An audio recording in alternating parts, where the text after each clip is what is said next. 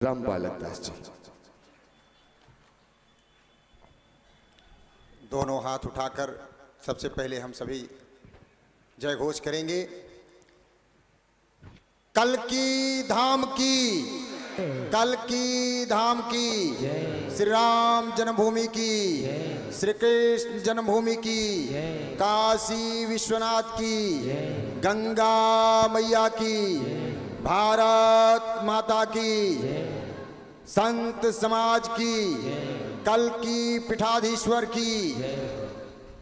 आइए संभल के इस पावन धरती पर आयोजित कल की महोत्सव के समापन के शुभ अवसर पर सर्वप्रथम मैं व्यासपीठ को प्रणाम करता हूं। यहाँ पर हम सभी के प्रेरणा के स्रोत, जिनसे मिलने के बाद एक अलग अपने आप में हम लोगों को ऊर्जा प्राप्त होता है, ऐसे जो सबको अपने से श्रेष्ठ, चूंकि इतने उदार हैं, इतने महान व्यक्तित्व भारत में खोजे से भी नहीं मिल सकते, ऐसे परम पूज्य संत कल की पीठाधीश्वर श्री आचार्य प्रमोद कृष्णम जी, महामंडलेश्वर श्री कंप्यूटर बाबा जी, महामंडलेश्वर श्री भैया दास जी महाराज, महामंडलेश्वर श्री नवीनानंद जी महाराज, महामंडलेश्वर श्री कल्याण देव जी महाराज, जगत गुरु प्रपन्नाचार्य श्री अवधेशाचार्य जी महाराज,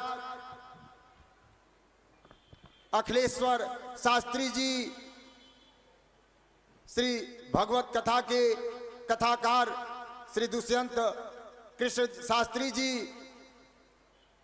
धीरेन्द्र जी, राशिद अलवी साहब सहित समुपस्थित सभी पूज्य संतगण, कल की महोत्सव के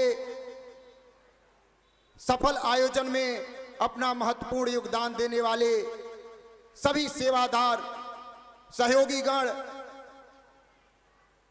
संचालन कर्ता सत्यानंद जी, चूंकि वास्तव में मैं यहाँ कुछ कहना नहीं चाहता था, चूंकि मैं केवल पिछले वर्ष यहाँ उपस्थित नहीं हो सका था।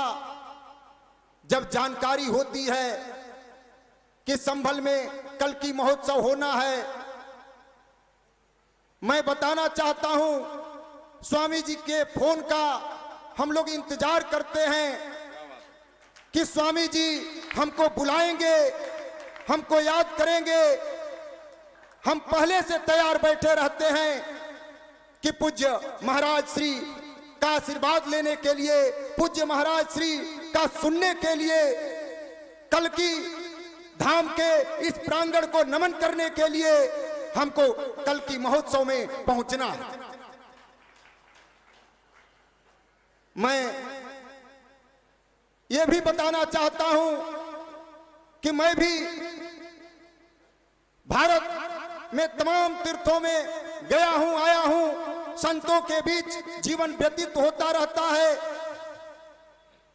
परम पूज्य अवैधनाथ जी महाराज और उत्तर प्रदेश के मुखिया योगी जी के साथ कार्य करने का अवसर प्रदान हुआ।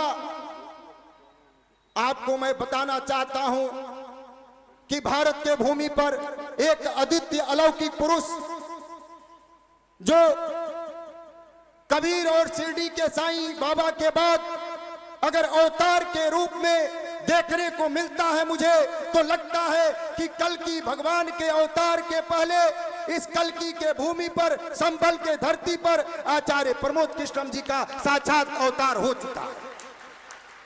मुझे कहने में कोई गुरेज नहीं कि ऐसे महामानव, ऐसे परम तपस्वी, परम विद्वान, जिनके व्यक्तित्व का अंदाजा लगाना अपने आप में बहुत ही मुश्किल है।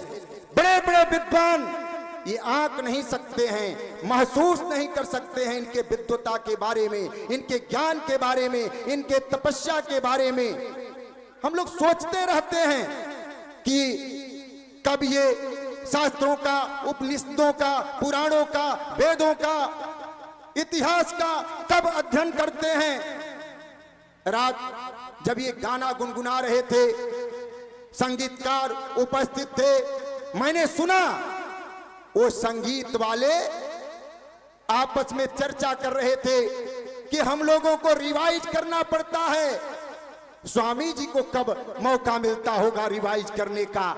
मैं सुन रहा था, वास्तव में मैं भी इस बारे में चिंतन करता हूं, मैं भी सोचता हूं कि वास्तव में स्वामी जी कब अध्ययन करते होंगे टीवी के डिबेट पर बैठकर।